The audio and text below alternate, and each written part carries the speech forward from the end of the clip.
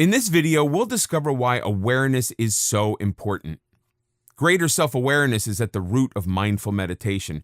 Prior to the 1970s, self-awareness was a somewhat vague concept.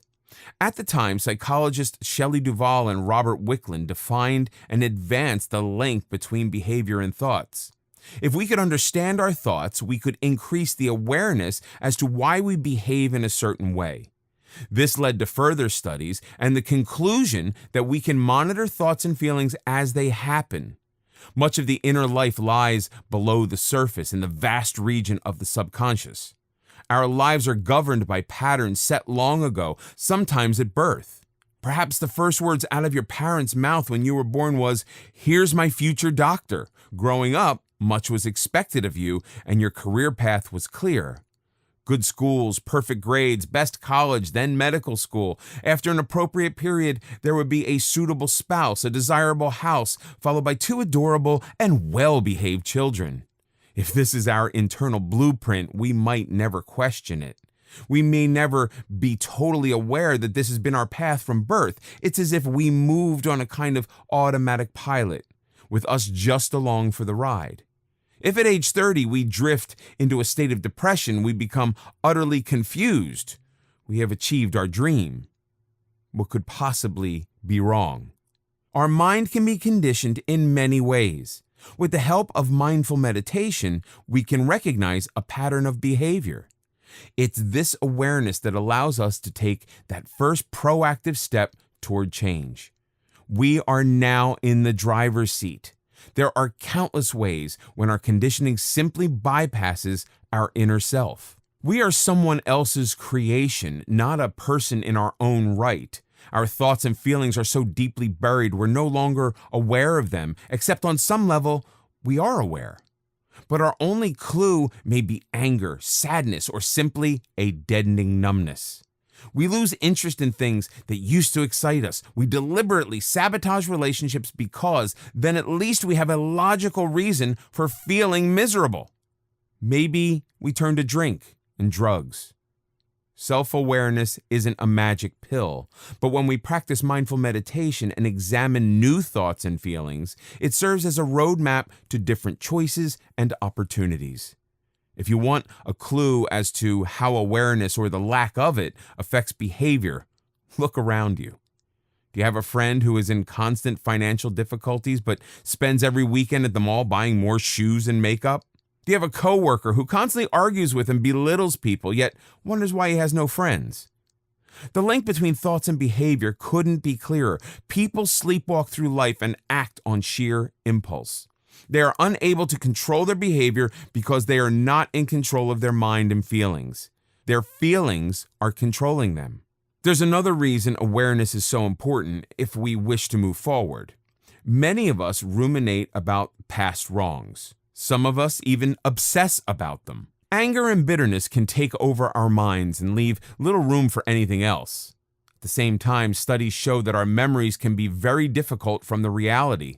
Maybe we were bullied a few times in school. What we remember is not the bullying, but the emotions that were a part of the experience: shame, anger, helplessness. When we recall the bullying, what we really remember are those negative feelings. This can significantly affect how we see ourselves and how we behave towards others. Maybe we are overwhelmed by shame and feel worthless, or we thrive on anger and start bullying others before they have a chance to bully us.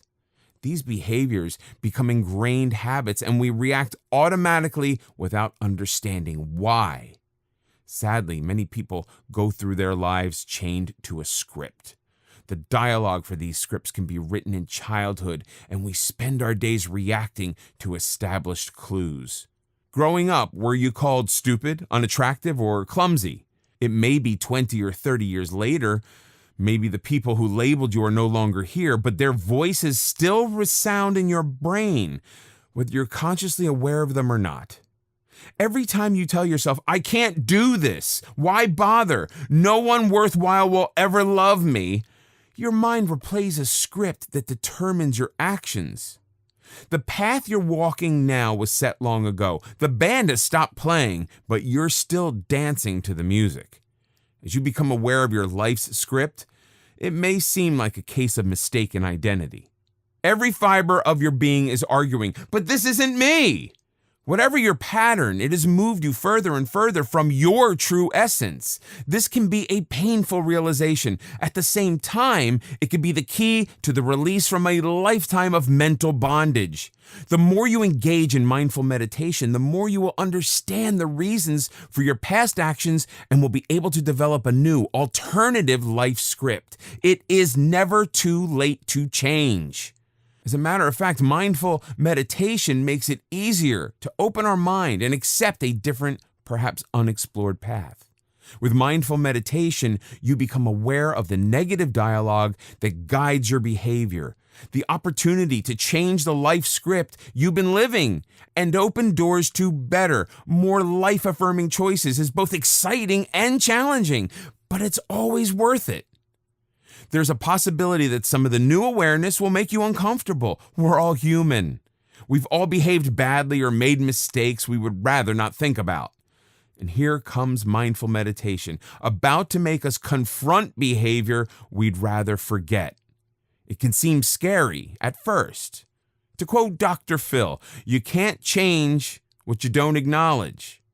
The unwanted behavior will continue until you face it. Denial is a luxury you can't afford if you want to move forward. As a matter of fact, the problem will only worsen. Know that it is never too late to change. Sometimes it does take some courage. The point is so critical it bears repeating. You can't change what you don't acknowledge. Change isn't always easy, but it may be necessary to become a better version of you. There are other forms of meditation that urge us to brush away bad thoughts as if they were unwelcome and unpleasant intruders. What they are, in effect, saying is that you are your thoughts. You have probably felt the effect of bad thoughts. I'm a bad person. You identify yourself with your thoughts that gives one particular thought an extraordinary power. The fault with that logic is that you're not your thoughts. Perhaps you are a person who has done a bad thing, but you are not a bad person. The difference is crucial when we attempt to change. The bad thought isn't the real problem. Thoughts in themselves are neutral. When we strive for greater awareness, the issue becomes our inclination to resist accepting negative thoughts. That just makes them more powerful and prevents us from exploring them in a non-judgmental, mindful way. When we start to label ourselves as bad or lazy, we accept that our entire essence can be defined with one word. When that happens, we act in ways to ensure that the label fits the deed. Labels become prophetic. We act badly and lazily. Mindful meditation brings awareness to this destructive type of self-labeling. It lets us view our thoughts non-judgmentally, apart from ourselves, and begin to challenge the truth of any label. Behavior is never set in stone. When you challenge your labels, your behavior will change accordingly. Using mindfulness, the next time you think of yourself as a bad person, you can stop the thought as it happens. Tell yourself, here's that silly label again. This is not who I am.